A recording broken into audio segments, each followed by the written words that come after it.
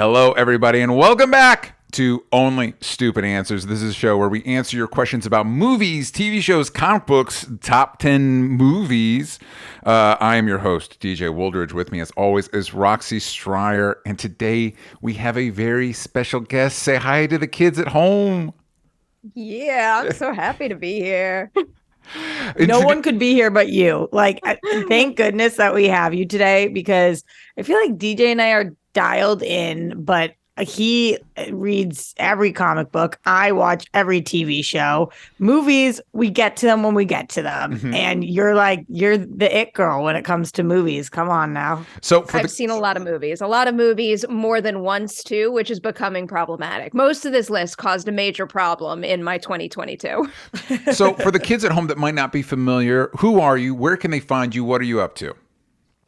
I am Perri Nemiroff. Do I say my name? That sounds awkward. I'm not used to saying my name. So someone recently said to me, why don't you ever introduce yourself in your videos? I'm like, I don't know. That feels weird, but maybe I should start doing it. It's a commercial of you right now. Mm-hmm. Yes. What's up, guys? I'm Perri Nemiroff. All right. Act like you're auditioning for the real world. I feel like I should just be moving my mouth right now, but you could do it for me, Roxy. No. Although I know enough to be able to do it for you. Probably at this point. I believe in you. Yep, I am technically the senior producer at Collider, which basically just means I do a whole lot of video content, and my pride and joy is Collider Ladies Night, my interview series that's all about highlighting the female forces in Hollywood and why they're special and why you should know them. And I do a whole bunch of other things. YouTube. I'm obsessed with TikTok now. I can't get off TikTok. It's a problem. Yeah, I'm trying. I feel you. I'm trying to figure it out. I'm trying to. That's it. I'm trying to figure it out. Figure out TikTok. Figure out how, if I can make TikTok work for me. That's the way to say it. Yeah, I would way to do it. DJ, it's not the most natural fit. It doesn't mean that it won't work, but I can picture you for some reason blowing up on there, just talking trash about some kind of thing. Just being cranky about things. Well, I was very, Roxy, you know this, I was very reticent to get onto TikTok. I felt like that's a different generation. I'm not going to mess with it. But what I've been told is that if you can kind of whip the algorithm into shape and let it know what you're into, it can actually be very effective. So I'm like, all right, I'll give it a try. That algorithm knew me in a flash. That thing pared down those videos to exactly, I literally only get movie and pet related content, and that is it. It is so scary how every video I see now I like. Like they don't send me anything. And there's some videos they'll send me where the first 5 seconds I'm like, did I just end up on the wrong side of TikTok? But then it's some joke. And I'm like, oh, yes. Okay. You get me.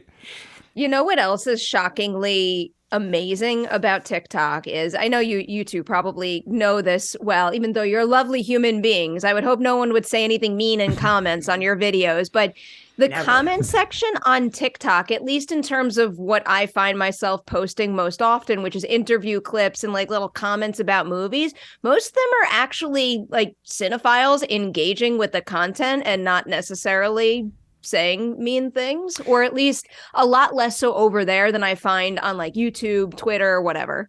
Oh, you and I have very different experiences, girl. Oh, wow. I think because I open up my whole entire life to TikTok, talk about my dating life or my sex life or my parental or sibling relationships or whatever. Everybody in there is so brutally mean that I just don't know what you're talking about, but I'm happy for you.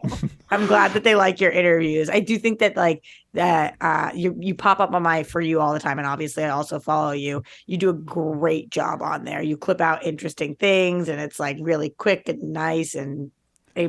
Go follow Perri. So I feel like I want to try and diagnose the difference here, even though I have no fucking idea what I'm talking about. But I wonder, could it be the difference is that because of the streams, Perri's got the movie thing, so they're just showing up to talk about movies. And Roxy, like you said, you're talking about your life, so it's immediately personal. It's immediately it's no matter what, it's about you.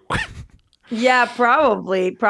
I've done this series recently that I'm deeming the Hinge Chronicles, and I go through all of my worst Hinge experiences of that week. And typically the comments consist of something like, "You fucking deserve it, you bitch." Wow. So like, but the people who follow me on there, I have 50% women and 50% men, which is very rare. Most people have like a big vast majority one. And not to be sexist on this one, but the women are so lovely to me.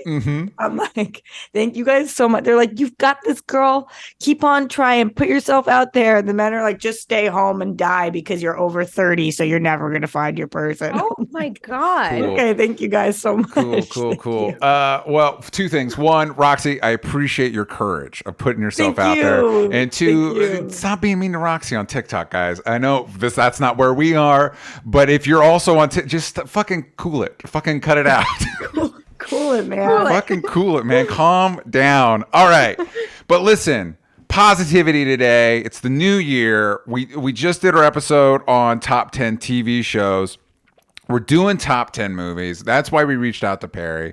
But before we get into that, it's a little business. Of course, if you want to watch this live, early, ad-free, if you want to check out Patreon-exclusive shows like Spider-Versity and what we're into, you can do that over at patreon.com/onlystupidanswers.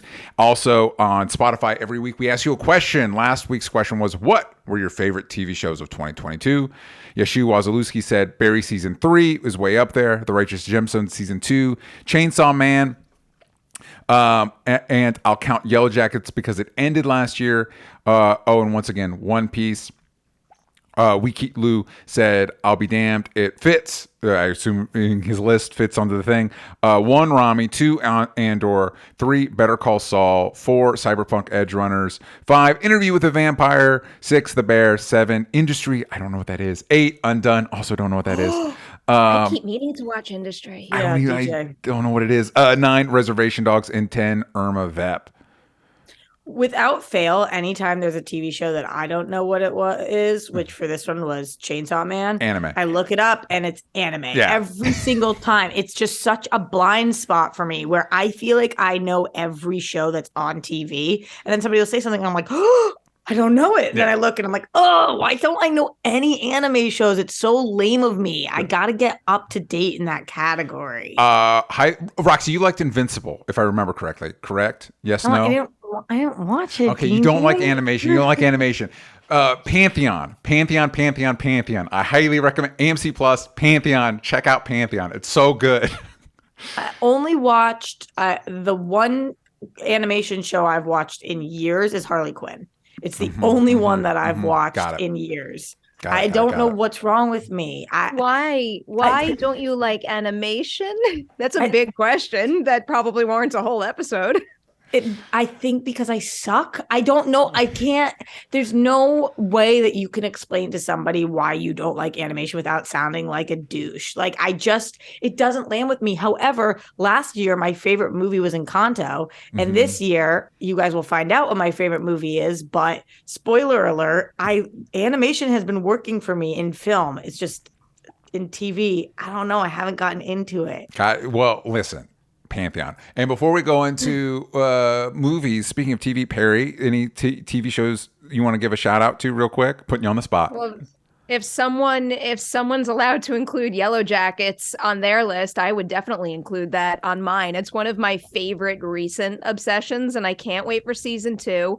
I loved the new season of Cobra Kai, as always. Wednesday is right up my alley, a lifelong, Tim Burton, Danny Elfman, etc. fan. So to see them tackle that together with Jenna Ortega of all people was just the perfect pairing. And oh my, the Andor hype was real. That show is phenomenal. What incredible detail and production design, and those scripts. That is such a well-written show. I can't get over it.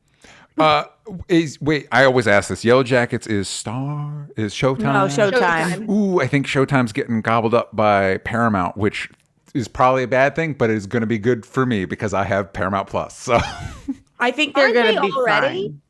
fine. Aren't they already connected? They are connected in that when I'll look up a movie, it'll be like it's on Paramount Plus, and what they mean is if I pay extra for Showtime, it's on Paramount Plus. And yeah. Additionally, if you are watching this live right now, then you know that Wednesday got picked up for season 2 this morning. Yes, congratulations to all the Wednesday fans. I know there was talks about like it could go to Amazon. I was like, it's the biggest show on Netflix. It's not they're not gonna not give it a second season. What are you talking about? Where is that Cobra Kai renewal? That's what I want to know. I love that show so much. I don't understand. Why aren't they renewing it right away? Well, it concerns me. I think maybe contract negotiations because of what season number we're on. Because are we in 6? Yeah, I'm less concerned about contract negotiations, and I'm more concerned about that other Cobra Kai, that other Karate Kid movie that was just announced. I'm wondering if that is causing some complications, and if that's the reason why a Cobra Kai series would have to end, I would be very upset about that. No, that would be crazy. That makes no sense. Well, wasn't that the announcement was weird, right? Because it's like it's going to be a continuation of Karate Kid, but have nothing to do with Cobra Kai. I'm like, well, that doesn't make any sense.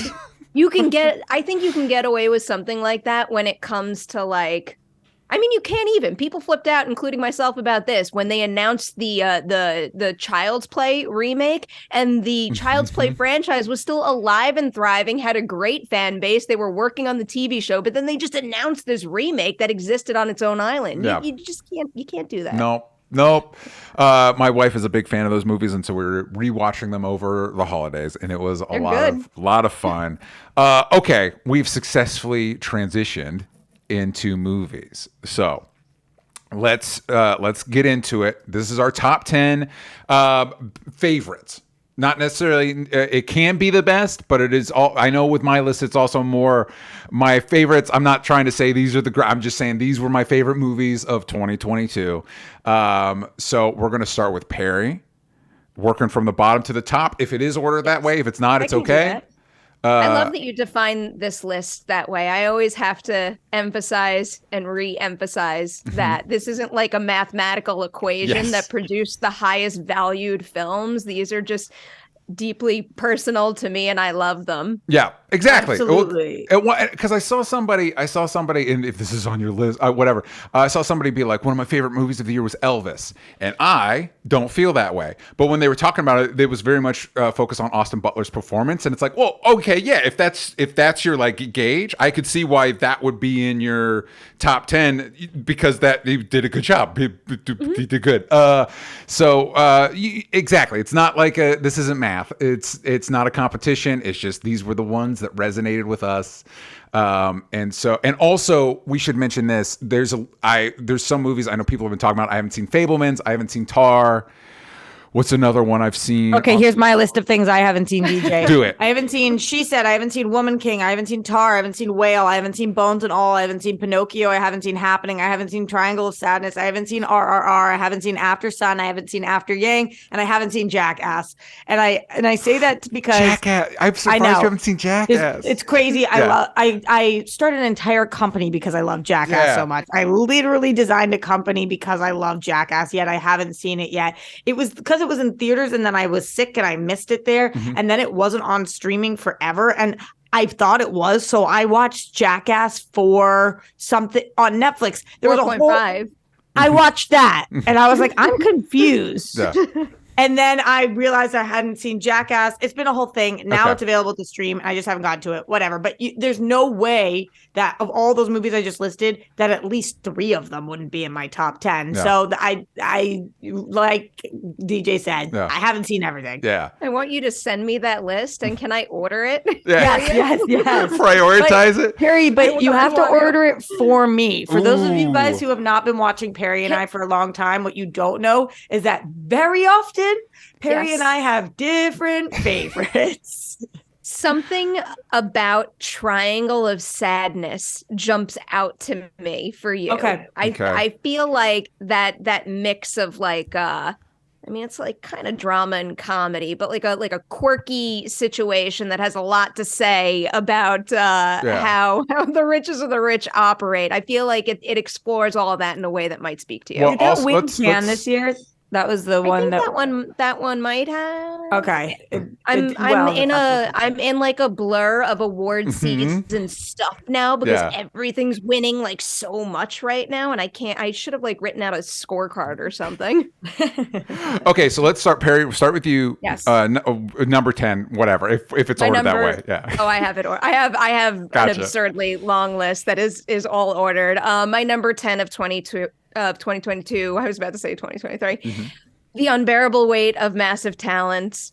What a damn good movie. When they first announced that movie, I'm like, cool, like a bonkers movie where Nick Cage plays himself. That'll be fun. That'll be like a fun, like fleeting thrill type watch that I'll probably never think of again and just watch when I need to sit back and relax and put something on. And it has all of those really highly enjoyable qualities, but it's also a nice, like, meaningful look into what acting means to him and how he assesses the industry and his filmography and how that affects him and how that affects his art and his goals. I don't know. This movie just had everything when I expect it has everything at a certain level when I expected to get like this much at a certain level. I was so impressed by that film. I have that on my list as well. Oh, wow. I loved this movie so much. I watched it on an airplane and it was like the best flight ever. It's truly like when you're watching it, you're like, I can't believe movies like this get made. I just can't believe that I'm seeing this right now. I'll just because my list isn't fully ordered, I'll just say it now too, so we don't have to come back to it. Yes, Perry, this is like if you can check your ego at the door and like movies that just like sometimes don't make sense, do pull on your heartstrings at other times, are action packed at other times, are just funny and weird to watch. This is just such a yes. I called my dad after I landed and was like, Dad, you got to watch this movie. Like that's the kind of movie this is where you want to call people and talk to other people about like, did you see it? Did you see it? It's great. I'm so curious to see how much crossover we have now. It will be interesting. I will. Didn't make my list. I think that movie's an incredible showcase of how Nicolas Cage elevates a movie, because like if you take the Nicolas Cage out of that movie, it's like, well, there are a million movies like this movie, it's nothing. But the way he specifically elevates the kind of like homages to his work, also Nick Cage Smooch is Good has been in my brain ever since I saw it. It's one of those like, it's the same thing with as of this recording, the trailer for Reinfeld dropped. I don't know how the room feels about it. I didn't move the needle for me except Nicolas Cage's Dracula, and it's like, yeah, because like if you've been following his career, it's like Mom and Dad, Mandy's a little bit different, but like there's a lot of like, there's a whole spate of movies that are great just because he is great in them. Yeah. Then that's I used to put him in Keanu Reeves in kind of like one category in my mind. Yeah. And I don't anymore because of what you just said. Yeah. Even though I still love Keanu, I think he's just awesome. But I don't know. When I was growing up, I kind of thought they were the same person. Well, yeah, and it's interesting. It's They'll interesting. send that issue. Nick Cage has this incredible ability, I think, to obviously people make a lot of his very heightened performances, but he always, in the stuff I watch and the stuff where I think he really excels in, he finds a way to find the humanity in that, and he does that in Unbearable Weight. Like always, fucking good. And Pedro Pascal, he's so handsome. He's a handsome boy. Not to take us too far off topic, but what's your guys' favorite Nick Cage? Movie or just version of Nick Cage? I guess movie. Perry. I mean, this is high up on the list now. I mean, I gotta be like a little cliche, I guess, and well, not cliche because it's not like a high quality movie by the maths scale, but I watched a lot of Face Off growing up, like a lot, like over and over and over, where fucking you were classic. the coolest kid in the room, depending on how many times you had watched and rewatched Face Off. Fucking classic. I mean, for me, this isn't entirely fair because it's not just Nick Cage here, but like Mandy is like, I love Mandy. Ooh, I just watched the Panos episode of Guillermo del Toro's Cabinet of Curiosities, and oh my god, I love it so much. But I think that Also, again, if you guys haven't seen Mom and Dad, ooh, highly recommended. It's so fucking good. I want to say there's another one in there. But anyway, Roxy, favorite Nick Cage. Is it possible that mine is Pig? Oh, Pig's so good. That's a great pick.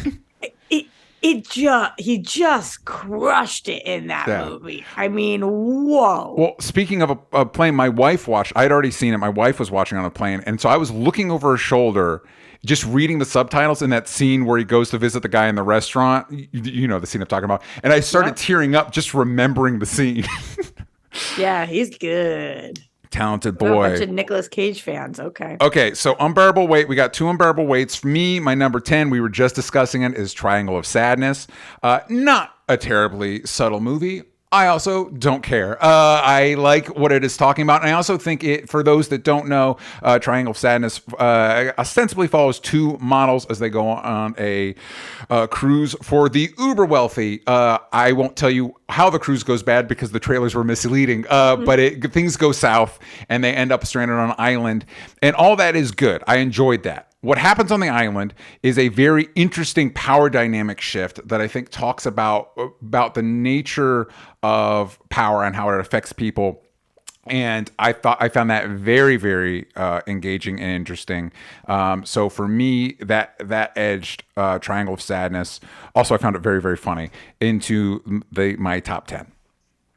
The whole movie is really an assessment of power dynamics, but in 3 completely different settings. Yes. Like with their back and forths in the first act, and then watching how everybody operates and handles what they go through on the boat. Also, I could not take my eyes off the screen while watching this movie, except for the fact that I love horror movies. I could watch the goriest scenes imaginable and not flinch.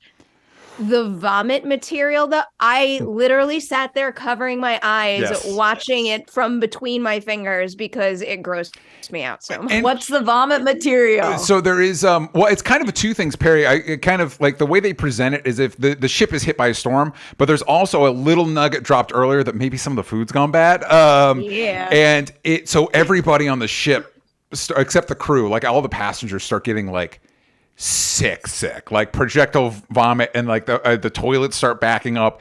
It's disgusting in a way that you're like, how did you film this? Like there's a person that like vomits and is shitting themselves and like slips on it, and you're like, what?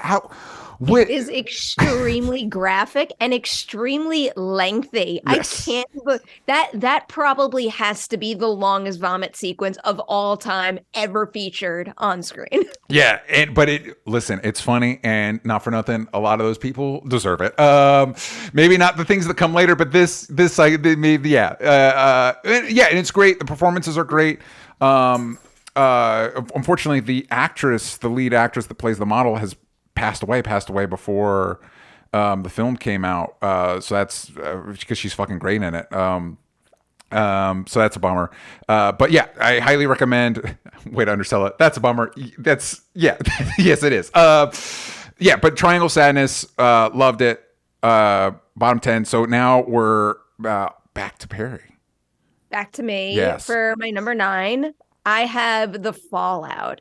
Did either of you see The Fallout? No. Do either of you know what The Fallout is? Yeah, No, maybe I'm thinking of, isn't it like a fan-made film about Harry Styles or something? No, it's definitely not that. Would be funny if that was on my list, though. That'd be amazing. That'd be amazing, though. No, I'm pretty sure that was called Fallout. Well, okay, so I'll throw out my Fallout is the video game, the post-apocalyptic. Not that Okay. Either. This is completely different. It's a very, very heavy movie about gun violence that stars Jenna Ortega and Maddie Ziegler, and like it's crushing to watch because of the material and just like how intimate and raw and devastating their situation is. It also just made me really sad in general this year because it seems like no one's really seen it. And I saw that, I think it was out of Sundance virtually last year. And the second the screener was over, I sat there and thought to myself, wow, like this director is likely going to be in talks for awards. Wow, this could be the performance that gets Jenna Ortega an Oscar nomination. I still think it is of that caliber, truly, and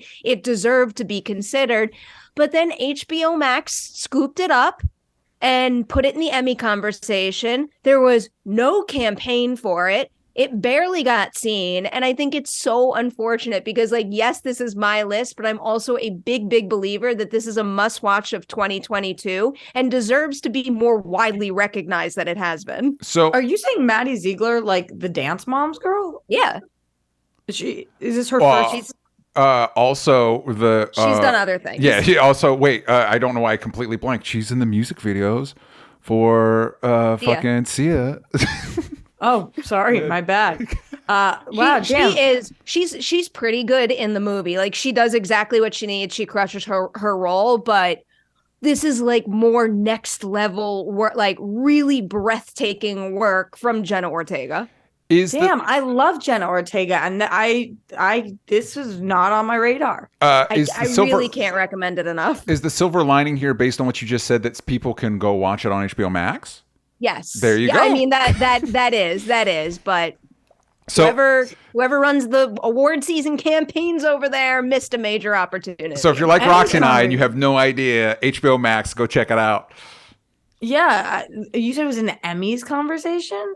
Well, because it didn't get a theatrical release. Like, for example, for the Critics' Choice Awards, we're not voting for it on the film side of things. It's the TV branch and limited series and film and movie that it's being included in, or did not get included in because it did not get enough support. Got you. That's so weird. A bummer. It's weird how things bleed together, because I know I'll still look up, like I would look up Wednesday and it's like a web series on Netflix. I'm like, no, that's a TV show, my dude. Like, what are you talking about? Like, what do you mean web series? What are we? Bummer. Okay, so bummer that I didn't even have a clue about that movie. But that's what I'm here for. I'll go check it on HBO Max. Roxy. Yeah, this movie, I didn't know if it was going to make my list when I saw it. And likely, if I watch everything I want to see, it might get bumped. But it aged really well with me. It landed well with me at first, and then it just kept landing better with me. And that's the Batman. Mm-hmm. I am like a massive DC junkie. Of all of the nerddoms, you guys know that DC is my diehard. And I feel like... Not my Die Hard movie. It's the nerddom that I die. Listen, I don't like Die Hard, but my Die Hard is DC. Totally. I think right now with DC, I think the nice way to put it would be in flux. Yes, that's a very that's a very gentle way of phrasing it. Right, with not knowing what Safran and Gunn are going to do, and not knowing all the news coming out about Ezra and whatever, just with all the things you guys know. If you're watching this show, very likely you know what I'm talking about. I am so grateful to have had this movie this year. Mm-hmm. A like really solid, great Batman film that I want to see more of. And so I think that while it's not my favorite Batman movie ever, because the TDK trilogy just like lives so high for me, I think that they did a really, really good job starting a universe that I wanted to see more of. I'm going to, because this is also on my list, I'm going to go ahead and jump off of that and just go ahead and talk about the Batman as well. That is on my list. Like you, Roxy, it's just like those opening, the opening moments with that bat signal sequence. It's like, oh, fuck, Batman. Like, this is it. Like, we're in it. I will say that for this movie, is like many movies I've seen this year, could have been shorter. It was 3 hours. That's my only real critique. It's like, fucking, it's a Batman movie. It doesn't need to be 3 hours. Other than that, I think the performances are really great, and I like the tone that it sets, and it really felt like a live action adaptation of Batman the Animated Series to me, which is singing high praises. And I just liked the take on the universe, and like Roxy was saying, as you know, we talk about superhero stuff all the time. Big supporters of the genre, and this is I think a good example of utilizing other genres to elevate a superhero film to kind of have its own unique perspective. And Robert Pattinson as a Batman, good call. He's a good bat. So the Batman is on my list as well. Perri, Did not make my list, but it's in my top 20. Because you hate I love the Batman. We movie. know. Yeah, you're right. I really did like the movie quite a bit. I think it should be nominated for Best Cinematography. I want to see Greg Fraser not just get another nomination, but a win, but I don't know if that's happening. It's got one of my single favorite shots of the entire year in it. It happens at the very beginning of the movie. It's when you're in the house and it's like the dark room, and then all of a sudden Riddler appears. I just I'll never forget the first time I saw that, how I kind of just jumped out of my seat with excitement. It was such an effective beat. And then the next time I went in, all I wanted was to see that shot again. Yeah. Well, among other things, but that was just one of my highlights there. Well, just like you had that one shot, for me, that opening bat signals, I would just watch that bit. I was just like, wow, fuck, man. This is just everything, every Batman comic I've ever read distilled into one sequence. And also, I love crime thrillers and the crime genre. And not that that's the only genre that's put in the stew, but that stuff really, the noir, I actually don't know that Riddler himself was that, for me, overall, there's parts, I don't know that he was the most effective part, but the doomed romance, femme fatale, Catwoman, Batman stuff, it took me back to old pulpy noirs. I'm I'm in it. That stuff speaks to me. So anyway, the Batman. Perri. So we are on to my number 8. Yes. I'm cheating with this one. Okay. Sorry. I'm going with both X.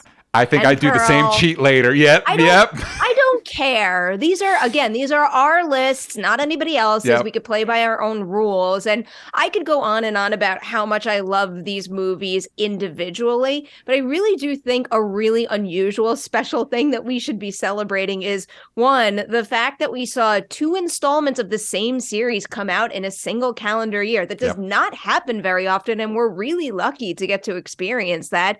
But also, when you watch something like that back to back in the same series, it really well highlights how damn good Ty West is as a genre director. And I've been saying this particular thing about his filmography well before X. Yeah. One of the reasons why I love him so much is because every single movie he makes has a foot in horror, but it also has a foot in a different subgenre every single time. And now this basically does that. Foot in horror, playing with one of the same characters, but he's also paying homage to different eras of cinema each time, and he'll do it again with Maxine this year, hopefully. Yep. So I think that is a real cool thing, and it should be celebrated on a single item on my list. I will talk about that more once we circle back around to me, but yes to all of that.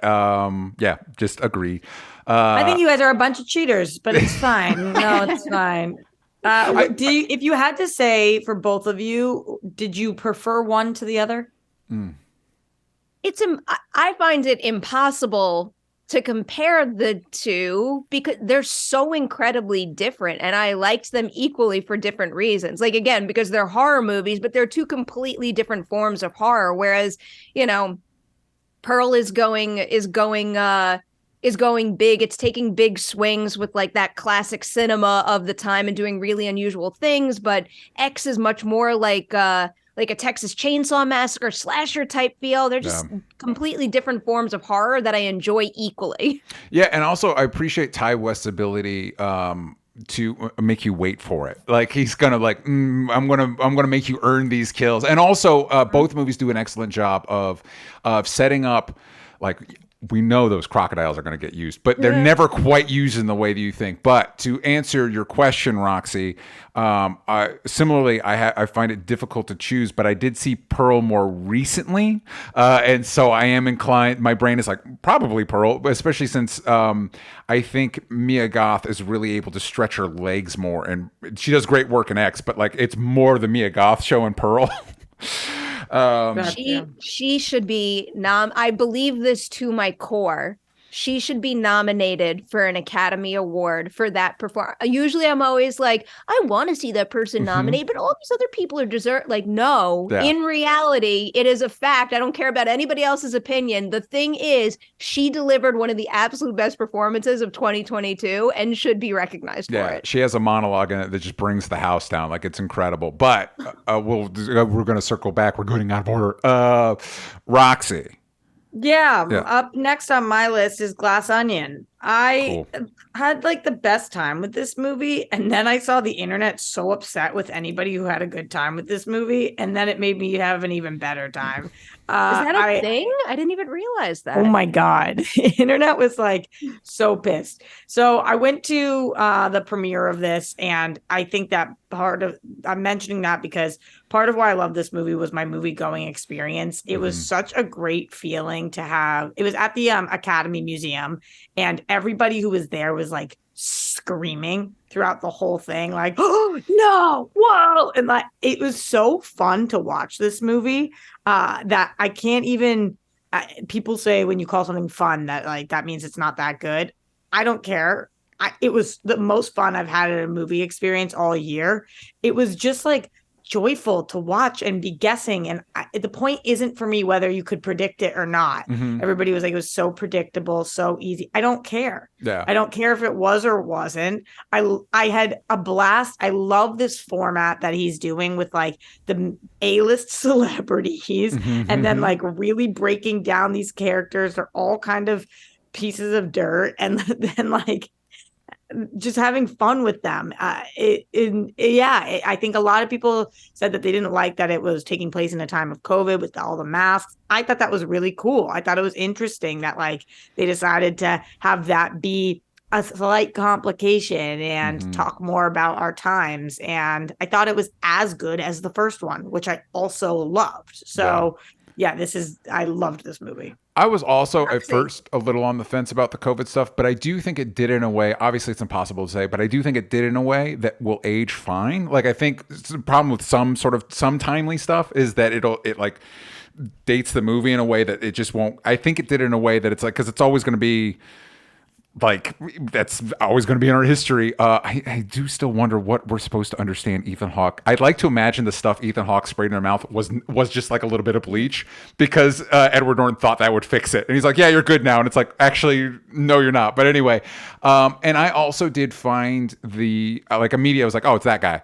But I also think maybe that was the point. That it's not like the movie doesn't engage with that fact later. Like that's kind of like Benoit's whole bit at the end was that it is everything that the killer did was so stupid, which is what made it challenging for him. So maybe like I don't know if that's a reason to ding the movie. Maybe it is, maybe it isn't. I don't know. Roxy, guess what?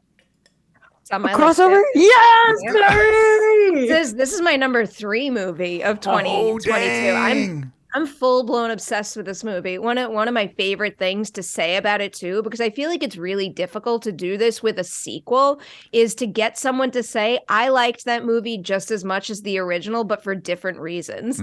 I don't think anything could signify longevity in a franchise more so than getting someone to say that. And if he continues on this course, Rian Johnson, of course, of having a new ensemble and delivering another mystery for Benoit Blanc to solve with a slightly different genre tinge to it, this series could go on and feel fresh every single time. And like his attention to detail is just next level. You could watch this movie over and over and over and find something new and fun every step of the way. And it's also a kind of movie you can't really poke holes in. Everything makes sense.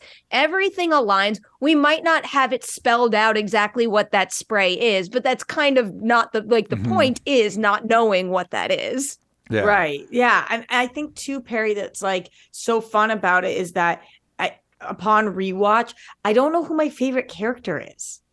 And that kind of I liked that feeling where at one moment it's like, ooh, this is, and then another moment it's like, actually, I don't know. There's so much room for not just the series to go on, which of course we know is happening and I think is a great investment by Netflix. This is a huge deal for them, but also even just rewatching the first one, rewatching the second one, every time I kind of get something different from it. Yeah, just the best. This is a great franchise. I was like, I can't believe I haven't tried to do it, but I can't. Right? It's hard. It's like there's so many that I like. I'll tell you the performance that excites me the most in a group of like A+ performances across the board is definitely Janelle Monáe.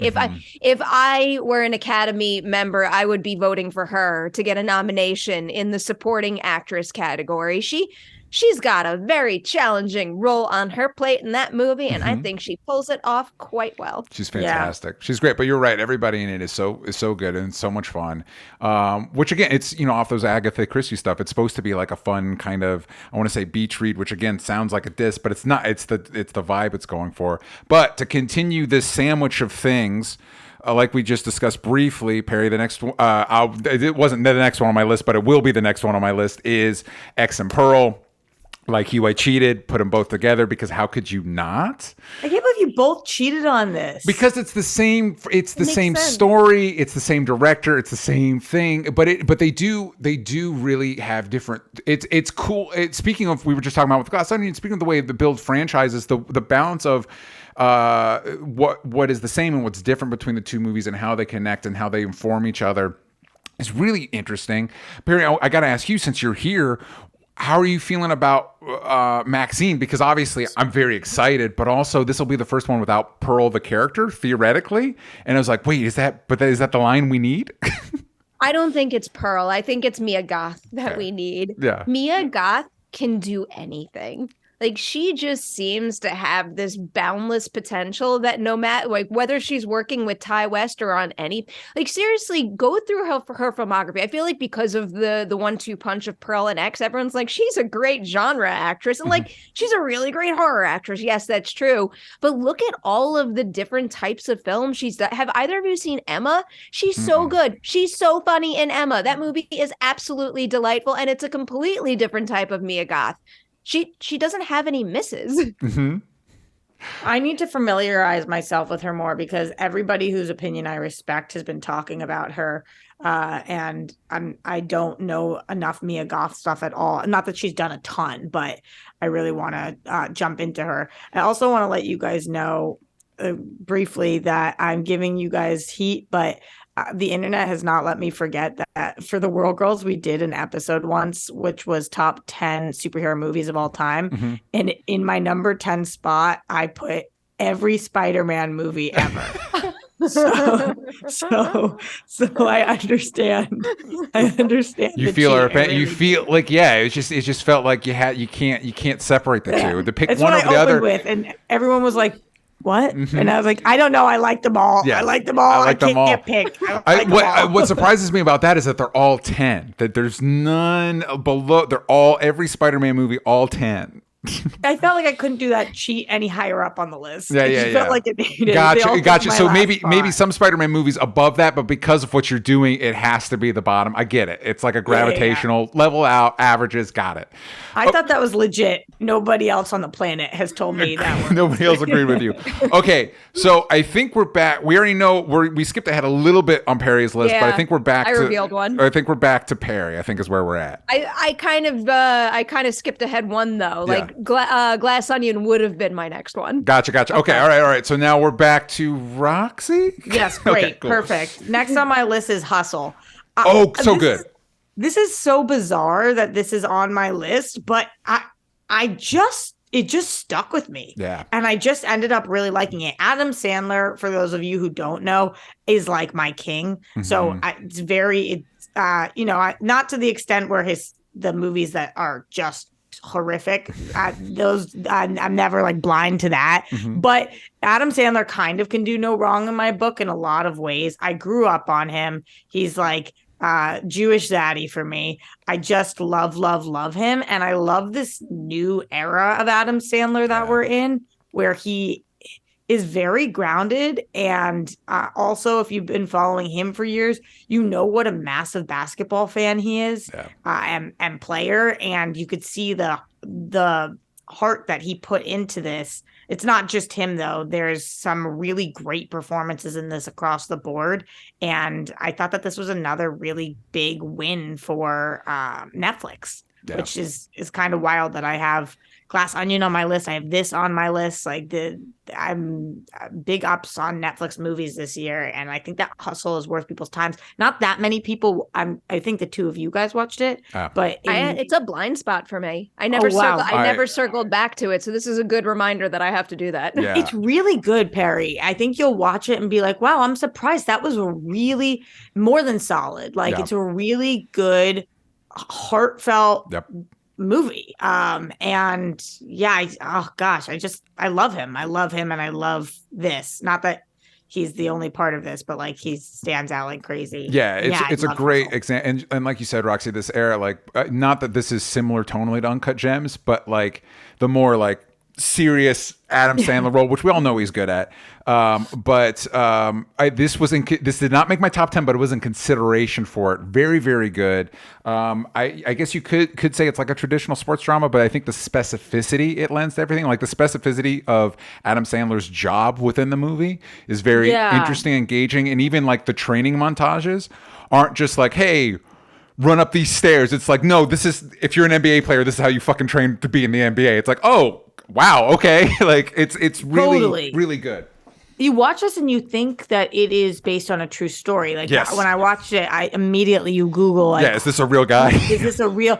And it's not, but I think that is why it works so well, is that it's just so believable. Yeah. Because they obviously went the extra mile, and they've had people on the team who know basketball. And that's the other part of why I'm biased on this. I've been an NBA person since I was 4 years old. So this was like, oh, this is so in my alley. Well, and I think that's part of that Adam Sandler magic, that he's at a position where he can call people up. Like, there's so many cameos in this movie that it's he can just call people up in the NBA, like, hey, can we do this? And like, yeah, okay. And so it's like the access to everything makes it more NBA believable. stars, Yeah. like big NBA players are in this, and you're like, wait, what? Yeah. Wow, that's cool. Way to go. Okay, so next on, we've been jumping around. Okay, so next on my list is Decision to Leave, Park Chan-wook. This is not my favorite Park Chan-wook movie, but even that, he's like the best in the game. Like for my money, if you're talking like best working directors, it's like Coen Brothers, Park Chan-wook. Like they're up at that level. It might be the best directed movie I saw this year. I just fucking love it. For those that don't know, it follows a police detective in Korea that is following a woman suspected for murder, and the feelings start flying. It's a lot of swerves. It doesn't move in a straight line. But yeah, if you've ever checked out his work, Handmaiden, Old Boy, Vengeance Trilogy, the whole, he's just Stoker, fucking great. If you just want to see a master do their thing, fucking check out Decision to Leave. Ugh, yet another blind spot for me. I have to watch that, and I have to watch After Sun ASAP also before I vote for anything. Mm-hmm. So much. Yeah, again, it's like it doesn't like. There's some like his Vengeance Trilogy is like all timer for me, and this doesn't crack that, but it's again like the Coen Brothers. If you watch a lesser Coen Brothers movie, it's still like better than most movies. So anyway, that's mine. Perri, what's next for you? Next for me, so this would be my number 7. I can't believe I'm saying this. My number 7 of the year is Prey. I really like the original Predator movie. Yes. I also quite enjoyed Predators. Agreed.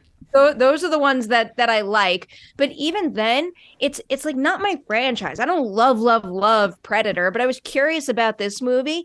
I can't believe how well executed this idea is. It is so simple and streamlined, but it's got everything from the Predator lore to a deeply emotional connection to your main character, a significant amount of information on that time period and that lifestyle and that people. It is an exceptionally well done movie with some A+ action sequences and a wonderful maybe the dog performance of the year. And that's Amber Midthunder in the lead, correct? Amber Midthunder, yeah. People that watched Legion, she was great in that show as well. Great in Prey. Yeah, I think for me the Predator Trinity is Predator, Predators, and Prey. And I like them all for different reasons, and I think they do all things different well. But yeah, Prey was a blast. Roxy, did you check out Prey? No, and everybody was talking about this. Yeah, I don't know what happened. Dan Trachtenberg just absolutely crushed it directing that movie. I really like him. Yeah, he's great. Also worth mentioning, I will. Speaking of horror movies on Hulu, the new Hellraiser reboot. Yeah. Hulu's doing good on like horror reboots. Hulu had a good year in genre because there's Prey, Hellraiser, Fresh was Hulu. Fresh is quite good. Yeah. So Roxy, next on your Yes. list. So, DJ, somehow I've thrown us all off because I already gave my number 7. Okay. So I think we skipped because I said The Batman, Glass Onion, Hustle, and Unbearable Weight of Massive Talent. Yeah. So jump to your next one. We'll figure it out in the wash. Okay. Number 6 on my list, in no particular order, but at number 6 is The Black Phone. Oh, I love this movie. Oh my gosh. I feel like this movie made me feel alive. I am not a horror nerd. Like, I don't know all things about horror, but I love horror movies. Mm-hmm. And I think that it was just like right place, right time for me with this one, where it scared the shit out of me. Mm-hmm. It legitimately scared I'm not usually somebody who's like, oh my God. I'm kind of a little more like giggly during horror movies. Mm-hmm. This one scared me. And it was so good and great performances. And I didn't know what was going to happen next. Wow, Black Phone blew me away. I went into it watching it thinking it was going to just be like such a bleh for me. Mm-hmm. And I was like, whoa, I love that movie. Really good. Yeah, the little girls. So happy that you liked it that much. I loved it. It's in my top 15. It's in my. Okay. I love Scott Derrickson, and I like when Scott Derrickson and Ethan Hawke work together because Sinister isn't just my favorite horror movie of 2012. It's one of my favorite horror movies. That's a movie. Nothing really scares me or keeps me awake. Sinister really freaks me out for a little while. You know what Sinister is, right? Yes, you know, I don't think I've seen it. Yeah, I haven't seen it either. Yeah. Sorry. But sorry. I do know. You need to see that movie, but just to paint a picture of how much that movie scared me. There's the idea of the evil entity Bagul, his connection to cameras, and how like footage and photos can bring him out into the world. And I won a signed Sinister poster that, of course, had an image of Bagul on it, and. You know, there was a hot second where I'm like, should I really hang this in my apartment? And of course, it's been hanging in my apartment for 10 years now. But like the fact that it made me stop and think. But anyway, the point being, having loved that movie so much, seeing The Black Phone hit a certain level really made me happy. It's so good. And you're like, of course, that poster stayed in my closet for the next 10 years, facing the wall. It's kind of like front and center where everyone can see. I see Bagul every day when I wake up. I think it also, for me, like, I don't know whether people judge horror movies based on a way cooler scale than I do, but I watched Barbarian recently and I loved it. I thought it was awesome. But I think because of the fact that it, like, there were some similarities to that in The Black Phone, I had already seen The Black Phone and I was like just so into it. The Barbarian didn't make my list, but if I had seen it first, maybe it would have. So I think horror did really well for me this year, actually. It was a good year in horror, I feel like. Yeah. So for me, Crimes of the Future is the next one on my list. Cronenberg coming back doing his Cronenberg thing, doing a body horror movie that's kind of about art, but also about a lot more than that. And I just thought, I just really found I liked it. I liked it a lot. I thought it was really cool. I liked what it talked about in the broadest sense, what it talked about in human evolution and how we grow and how you kind of can't stop change despite how much certain people might want to. It's like things are going to grow and change. And you just need to be cool with that. And I found that very meaningful. And I like Cronenberg movies, and I like Viggo Mortensen. And I liked this very, very strange movie. All the weird gadgets that are supposed to help Viggo Mortensen digest things. Which, if you haven't seen the movie, you're like, what the fuck are you talking about? But yeah, Crimes of the Future. That's the next one on my list. Perri, what about you? I'll never unsee certain things in Crimes of the Future. I liked it. I liked it, but I'm a little more like film Bible info based. So in that particular case, I wanted to understand like everything about everything in that world. I wanted to explore every single corner and why certain things existed and why they abided by certain policies and why they operated in particular ways. And there was too much gray area in that respect for me. Leaves a lot to the imagination, especially when it's like, hey, people don't feel pain anymore. And I guess I'm supposed to understand also don't get infections based on what is happening in the movie. But, you know, I'm okay. I actually, I like ambiguity. I heard, speaking of Triangle Sadness, I saw people didn't like it because they thought the ending was too ambiguous. Yeah. I was like, there's another movie that didn't make my list, Athena, that if it had been more ambiguous, I would have loved it a lot more. Like makes a very definitive statement at the what end. was it called? Athena? Athena. I'll talk about it we're going to talk about what we're into. It'll also be on my didn't quite make the list because I think ambiguity can be very effective, and I liked it here because there's a little bit of a dream logic aspect to a lot of Cronenberg films, but also this one in particular. And I find that effective, but I also get why it wouldn't be for some people. Ambiguity sometimes. I needed a little less in this case. Yeah. So I guess this would be my number 6. I'm curious if this is on your list, Roxy, because you mentioned animation. I'm going with Marcel the Shell with Shoes On. Obviously, my number 1 movie of the year. I am so obsessed with this movie. It's sickening. Like, the floor is yours, Perri. Yeah. It's so smart.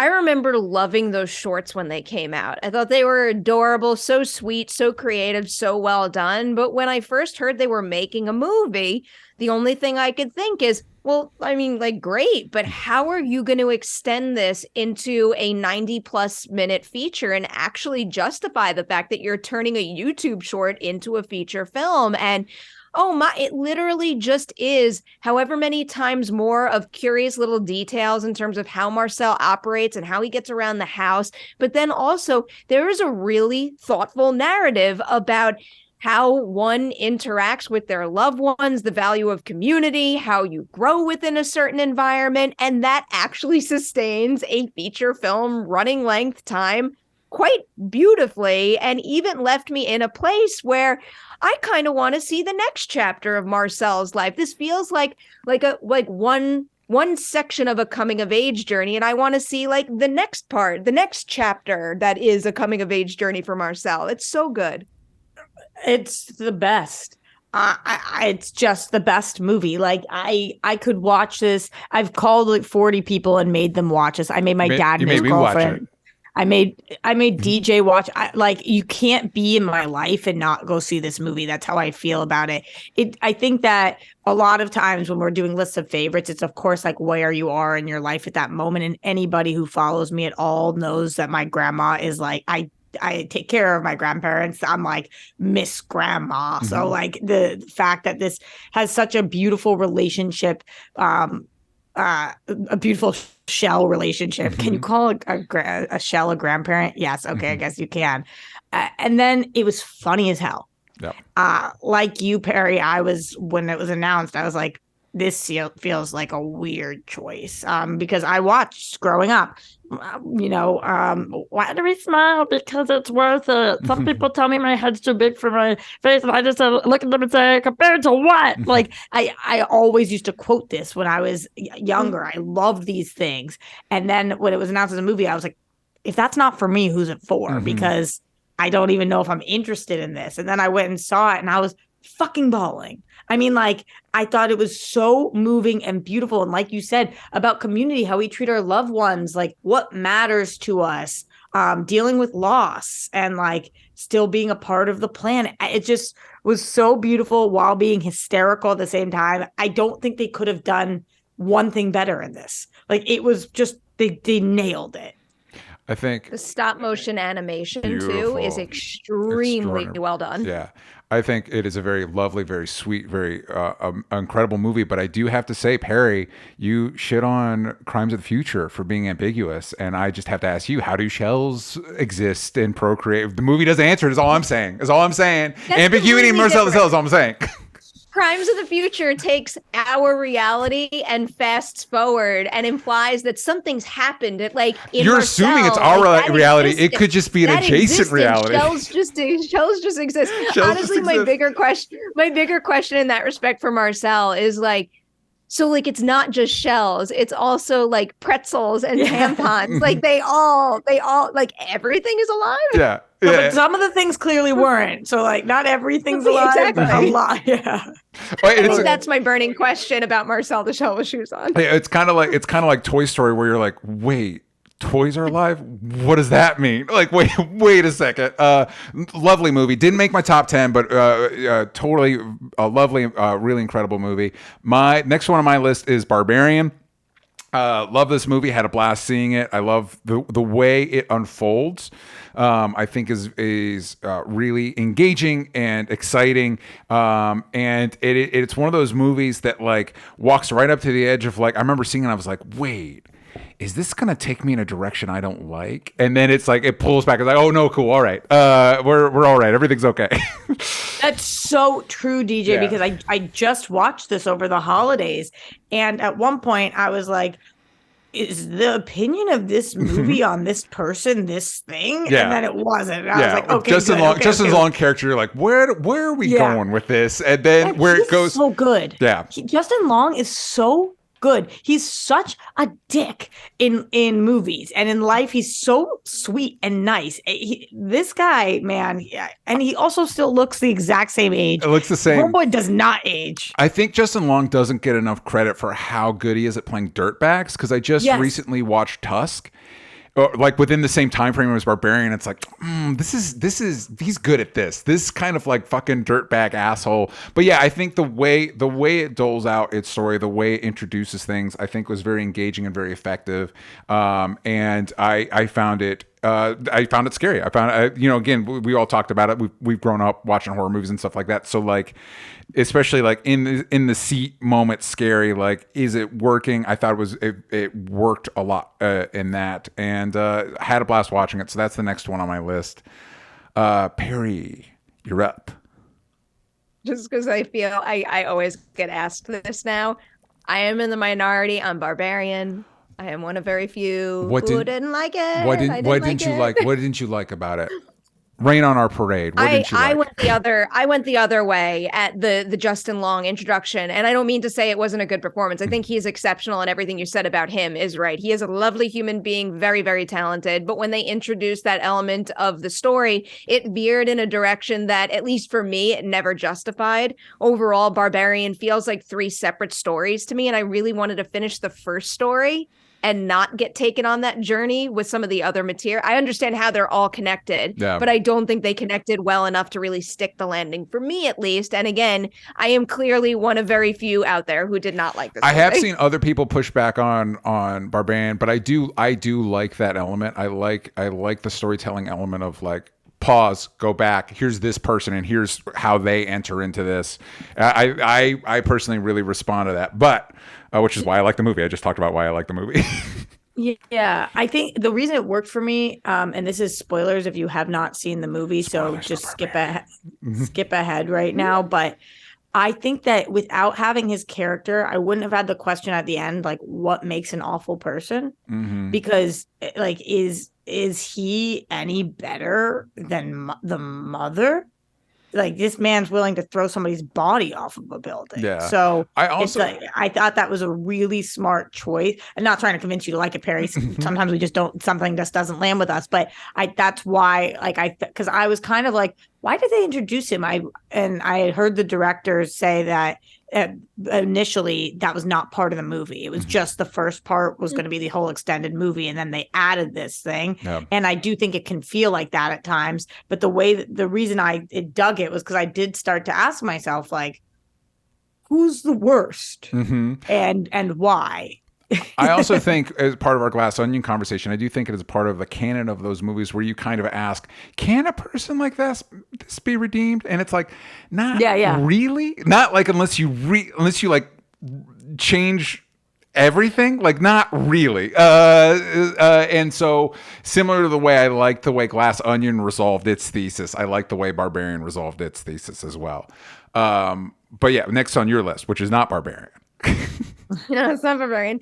But I respect and support your enthusiasm for it. My number 5 this year was Cha Cha Real Smooth. It is on Apple TV Plus. If anybody has not watched it yet, and have you two seen it? Do you know what it is? No, I know exactly what it is because I think it's a great inspirational story, like film story about how it was made. But I don't know.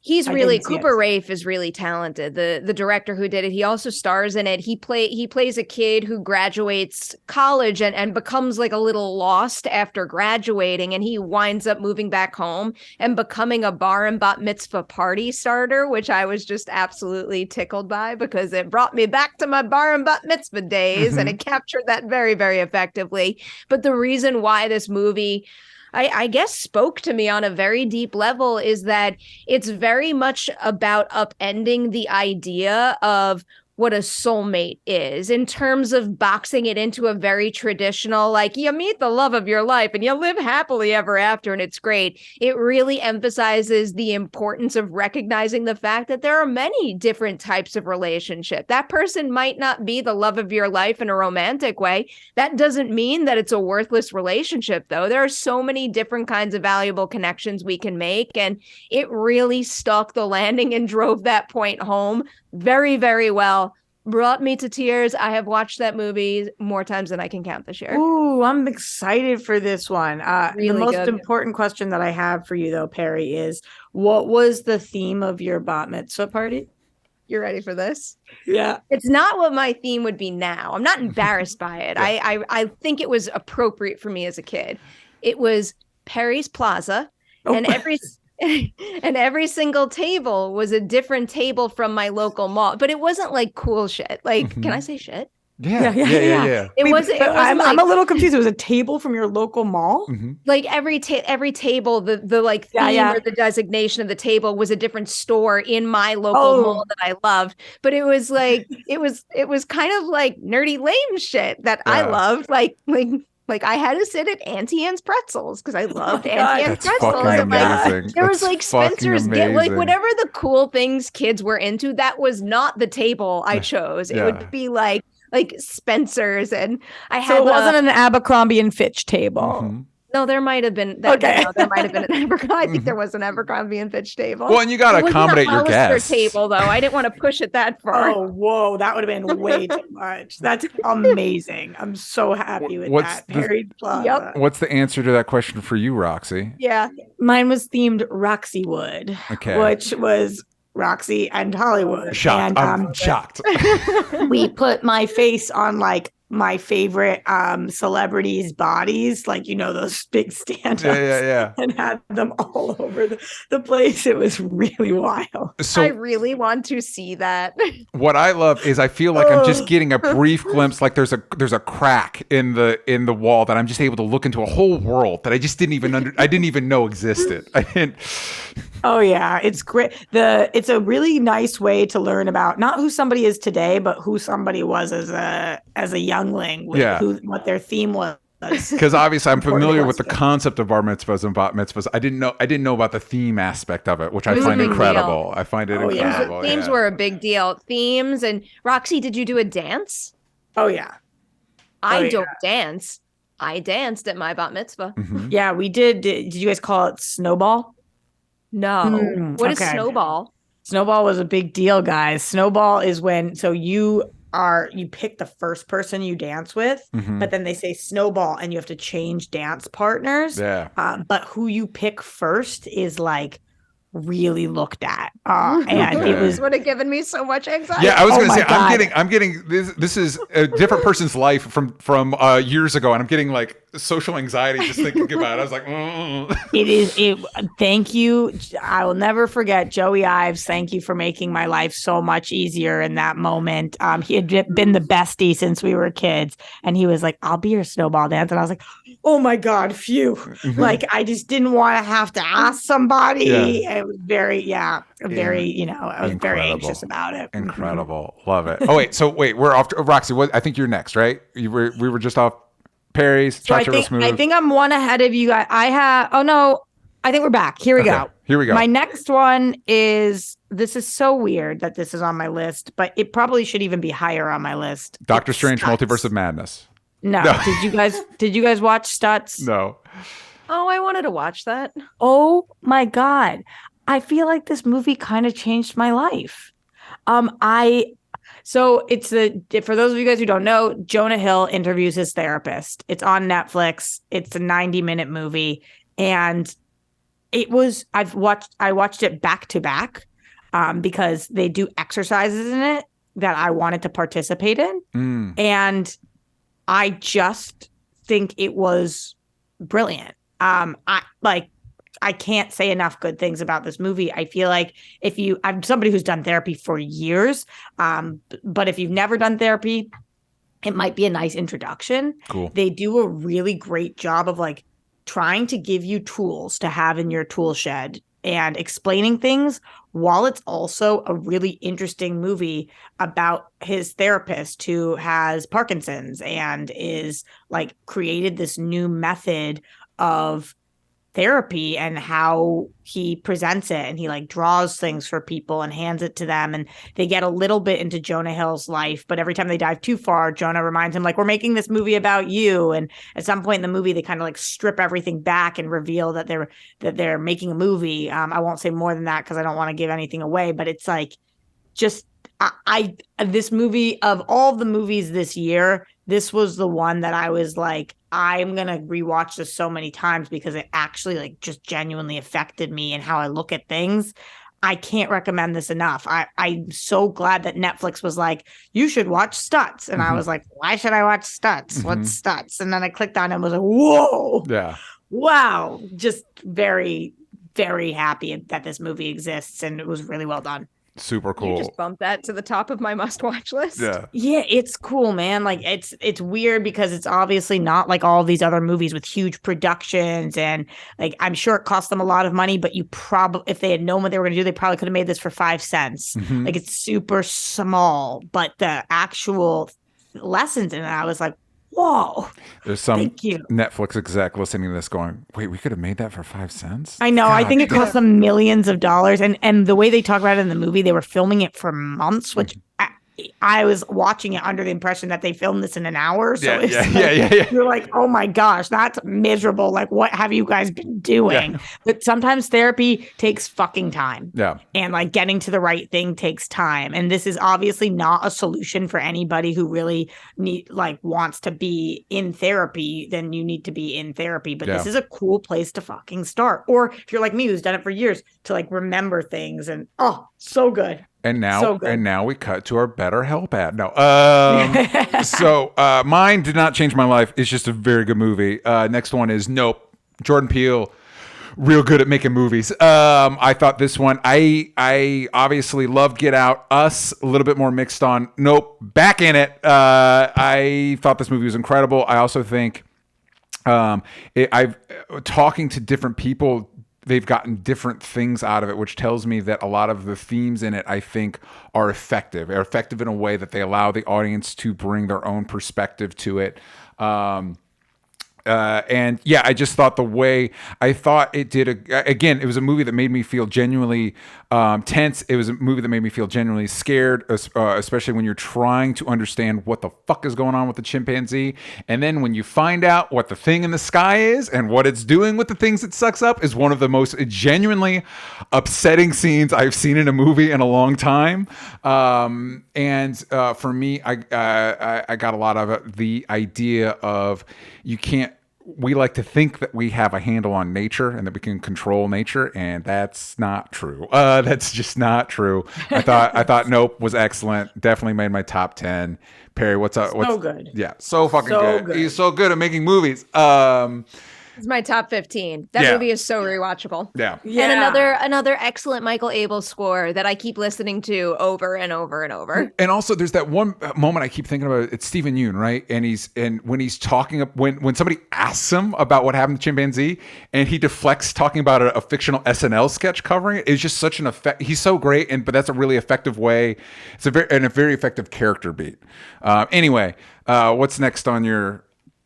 I have 3 left. We've hit my number 3. So this is my number 4. I'm going with another animated feature. Ooh. Guillermo del Toro's Pinocchio. It's very good. It's so good. It's like really good. That I get excited about any Guillermo movie. I'm just one of those people that signs up for anything that he makes, whether it's something he's making as a director or even just producing.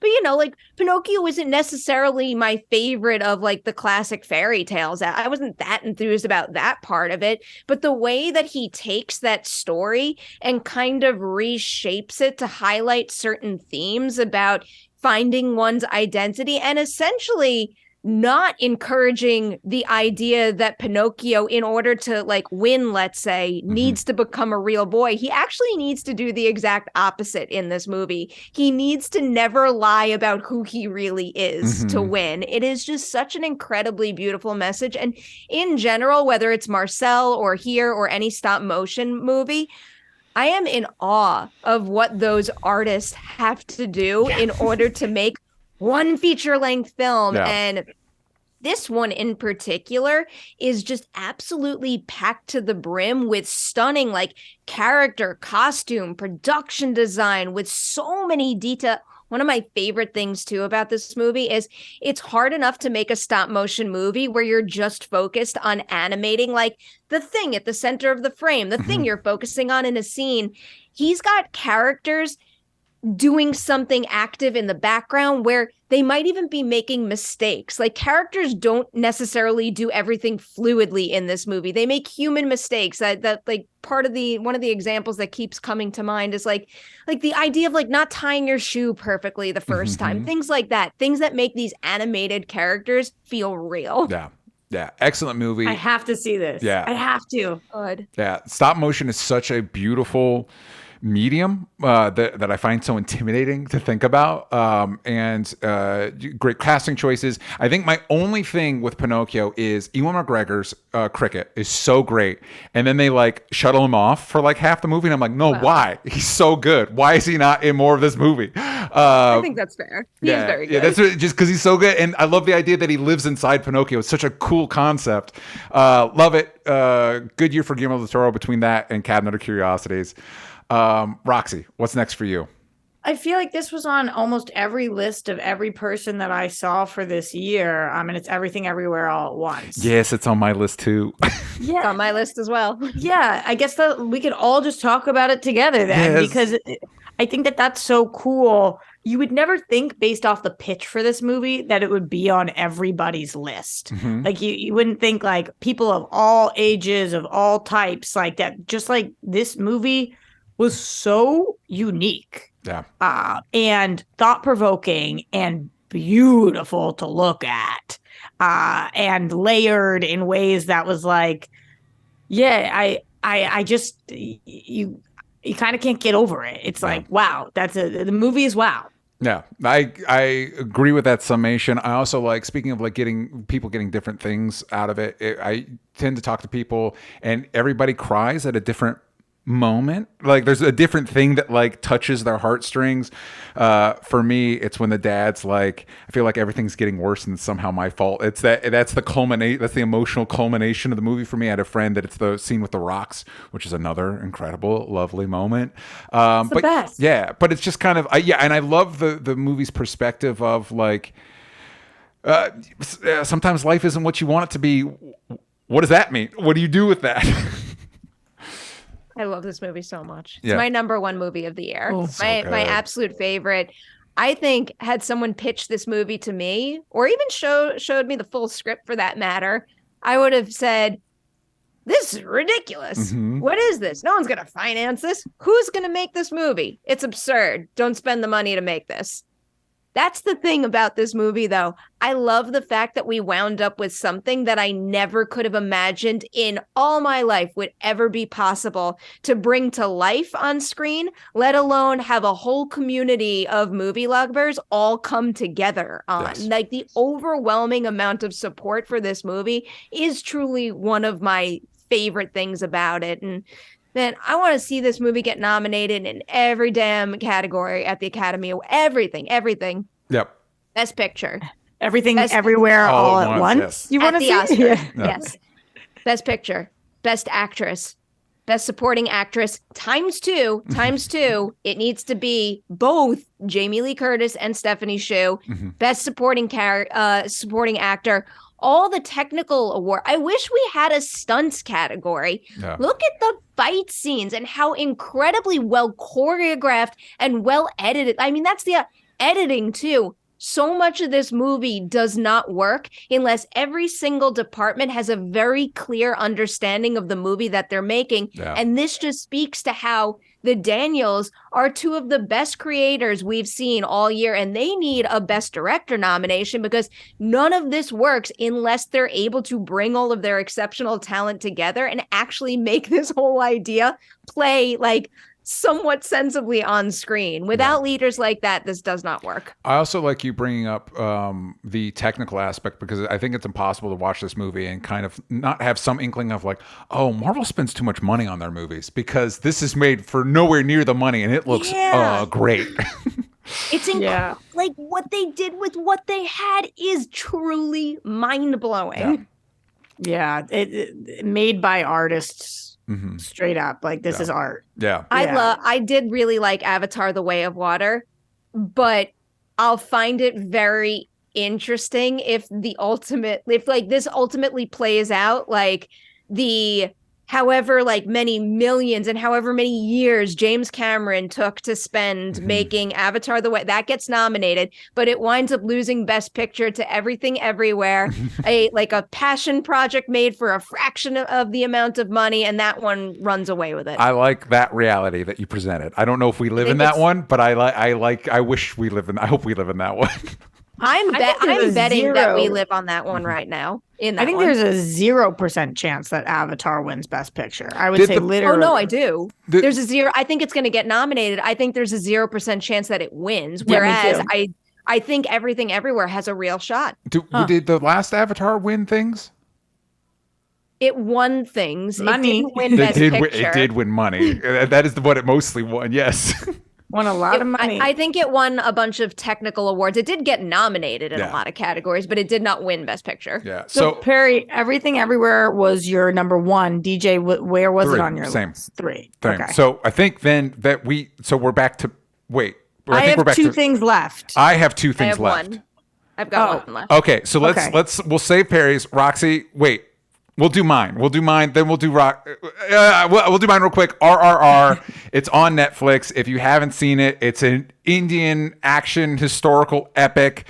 I do think that I've heard some people do the critique that apparently it has some sort of like within Indian politics, it has some like more imperialistic leanings. I have obviously not educated in that, so I don't know. So all I saw was a fucking kick-ass, incredible movie that had incredible action sequences and incredible dance numbers and incredible performances, and it was a blast. It is 3 hours, and I think it's the only 3-hour movie I saw this year that I was like, yeah, you earned it. Yep, there was a good runtime for this movie.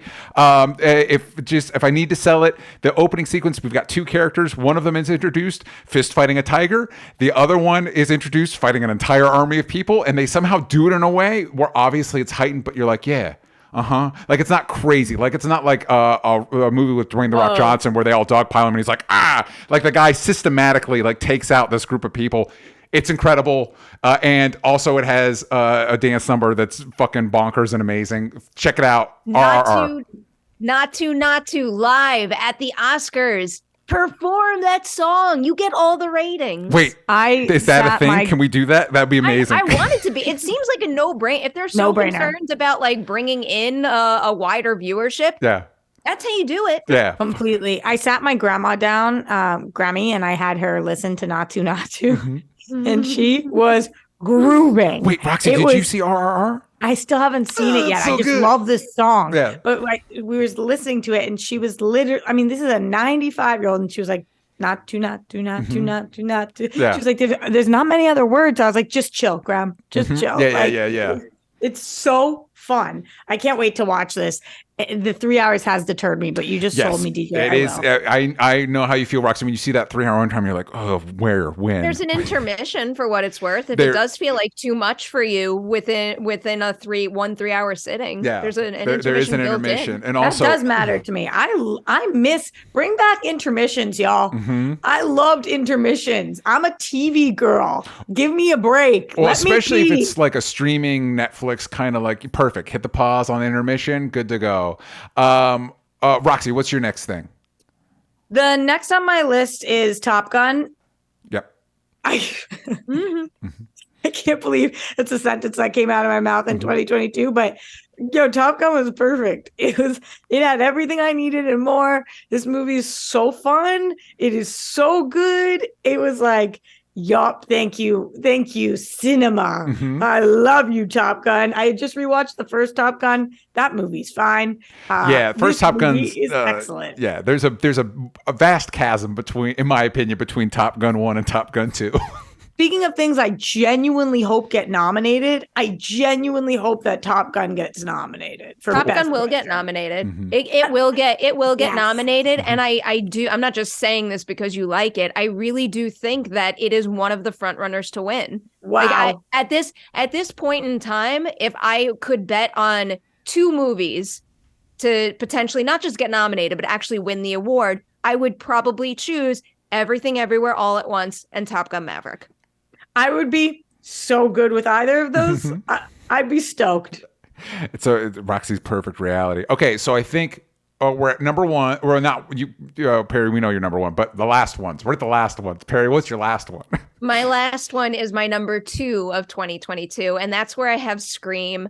For anybody who doesn't know this about me, I'm a diehard Scream fan. The Scream franchise is my favorite movie franchise of all time. Scream, the original 1996 movie, is my second favorite movie of all time behind Jurassic Park. And the fact that we got a new Scream movie where like the movie itself and also the story idea that they're exploring is literally about respecting what came before, but while also emphasizing the need to evolve a series and a franchise is really special to me. The fact that they actually made do on continuing this franchise and upholding a lot of the reasons why I loved it so much when I was a kid in the 90s, experiencing it for the first time is really something else. I keep saying this in particular because I think this is one of the movie's best qualities.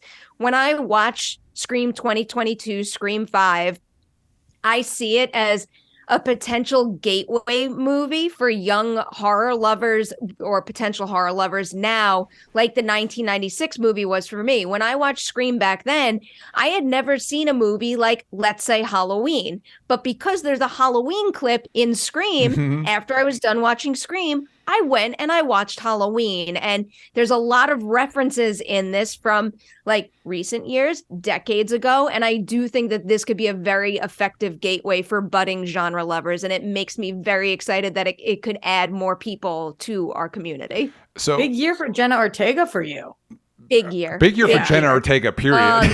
Camp Cretaceous as well. She's also in the Jurassic Park animated series, which is wild. very good. That's wild. My wife and I rewatched the Scream movies leading up to 5 before we saw it in theaters. And what struck me is how across the board solid the franchise is over the years. For me, my least favorite is 3. I think 3's the wonkiest of them. But like, otherwise, like across the board, like, no, these still work. And then you go into 5, which is new director, like it's a whole new thing. And it's like, yeah, I don't know what it is about Scream that it feels kind of hard to fuck up a Scream, but it kind of seems like it's hard to fuck up a Scream. Like Scream, for some reason, just works. It's hard to fuck up a Scream as long as you understand that, like, what makes up a significant amount of the core of a Scream movie is its meta quality. The fact that everything that's happening in it is being influenced by the genre and the state of the genre. And not that I don't want to say this in a way where it makes me sound like I don't have as much faith in Scream 6, but I think one thing that was really working in Scream 5's favor was the fact that it was a roughly a 10-year gap between that movie and Scream 4, which came out in 2011. It gave that movie a lot to work with. Genre had evolved a lot. They had so much they could comment on, and they did. And I do think they left us in a place where they teed up a lot of really interesting ideas that now they can expand upon in Scream 6. Yeah. Perri, are people shocked when they hear this is your number 2 of the year? Yeah, a lot, because there's a lot of people out there that seem to have either felt the way that I feel about Scream or really like despised it. There's a lot of people who are strongly against it, which, to each their own. Against I don't need Scream everyone in general, to feel or the this way one? I do, but No, that's this one. This one, I liked it. I thought it was really good. I felt like the sense I got, I liked the Scream too, actually, but the sense I got was that a lot of my big horror fans, the people who die for horror, were very divided on this. Interesting. That's interesting. Yeah. I thought it was. I think the screams are good.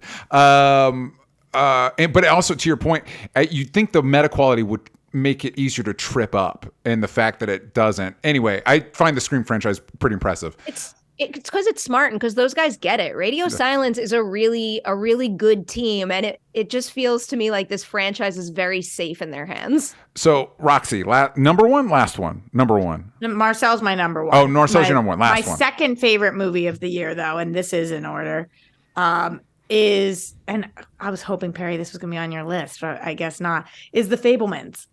Oh, I loved this movie. Oh, my little Jew-loving heart was beating so hard during this whole movie. I feel like as an artist, as a person who's just been obsessed with films my whole life, as a Spielberg fan, as a Jewish girl, at all of the things, I felt like this movie was hand selected for me. I felt like this really was his love letter to his craft, and I felt lucky to be part of that journey. I usually don't go for like these big. I don't want to. This movie wasn't pretentious to me, but these bigger movies that really are making a statement about the movies, that doesn't usually work for me. Yeah. This did. I just thought he did an excellent job with it. The performances were effing plus. I was like, well, I watched it with I don't know if he's ever been on this show, but Brett Sheridan, and he was looking at me watching the movie because of how invested I was in it, and just different, and it was so Jewish. It was so Jewish. I know that sounds like such a weird thing to say, but I felt like he didn't give a shit if you didn't understand some of the references. He's like, this is my culture. I'm gonna throw this in there. This is for the 0.2% of the population who is Jewish who will know what I'm talking about. And I was like, that's me. I'm that. You don't have to explain yourself all the time. I just loved it. Oh, I love this movie. That's awesome. Perri, you also saw The Fabelmans? For what it's worth, it's in my top 15. I loved it. I loved it as well. But at least you liked it. Yeah. So I haven't seen it yet. Oh, it's on the list. I haven't seen it yet. It's a must watch. It's really touching for a lot of the reasons that you described. I also, because obviously I pour a lot into my work, I think it's examination of the idea of what it means to choose between your deepest passion and the people in your life. Yes. Is something that really kind of rocked me to my core. 1000%. I mean, you and I are both people who have moved 3,000 miles away to follow our dreams. And so if you do that, and DJ, as you are as well, if you do that and you see this movie and it doesn't touch you at all, I don't understand.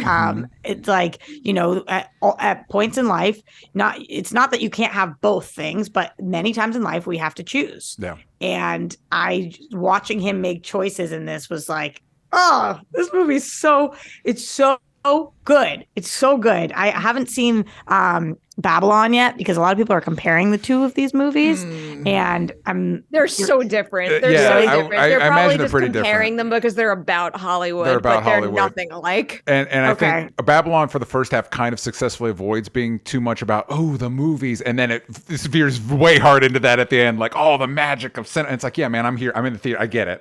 You don't need to preach to me. I understand. Didn't earn that in the end. Yeah, the ending, and also that's a movie that is too fucking long. So many movies I have a lot this year. To say about that ending that I won't do. I liked I liked the beginning of it, the silent film era aspect of Babylon. I thought when they're on the silent film set in Babylon, the sound stage scene is the best scene of if the entire movie was like that, I would have been very happy. Yeah, and there's a bunch of points, and it's you could end here, and it's we've got another hour left. Okay, well, you could end here. Nope, we're still going. Fuck me, man. All right, I guess. Anyway, whatever. We're not talking about Babylon. It's on our list. Last one on my list. I won't belabor it. We're running really long. This was my number one, The Northman. Fucking love that shit. I liked the magical realism elements of it. I like Robert Eggers' way of making movies. I would really like him to make a Western, like the way he makes these movies, like by going to people's journals and being like, hey, what was it like? I know it put some people off. It's a Viking movie. So it's a very aggressive, brooding, bloody, kind of grim film. I like that shit. So I loved it. Anyway, that's it. That's the end. Those are our top 10. Those are our top 10s. Before we go, Perri, remind the people at home, where can they find you? What are you up to? All over the place. You can find my work on Collider, specifically Collider Ladies Night on the Collider Extras YouTube channel. I have my own YouTube channel where there's For Your Consideration, award season prognostication, and a bunch of other stuff. Instagram, Twitter, at Perri Nemiroff, TikTok. I think it's my name spelled out. And I like TikTok a lot. I want to share my content with you over there. So go watch it. Go check it out. Links in the description. Roxy, what should the people be looking out for from you? Everywhere, everything, everywhere, all at once. You can find me at Roxy's Dryer in all the places. You can find me at DJ Talks Trash everywhere that matters. You can follow this show at Only Stupid Answers, but on Twitter. Yank out the vowels from stupid. Also true on Hive. I'm trying to, and also any other social platforms you guys suggest. I asked you all in the chat, what were some of your favorite movies? Leonard Kim said Bullet Train, Luckiest Girl Alive. Oh, and I asked on the Discord, man, we ran out of time. I asked on the Discord your top 10 movies. You guys sent a bunch of stuff. I'll maybe try to read it later. Sorry, everybody. Luckiest Girl Alive, Spirited, Not Okay, The Princess. Mike Joyce says The Batman, Barbarian, Avatar 2. We talked about like 25 different movies that we loved. Yeah, and like Rabbi on Discord mentions Turning Red and Multiverse of Madness and Glass Onion as well. Stisik Geta mentions Top Gun Maverick. Nope, a lot of Nopes, a lot of Prey. Stisik Geta mentions Bodies. Mike Joyce mentions Armageddon Time. Also has The Fablemans on there. So those are some of your all's favorite movies. Thank you all for joining us. Thank you for joining us, Perri, and we'll see you all next time.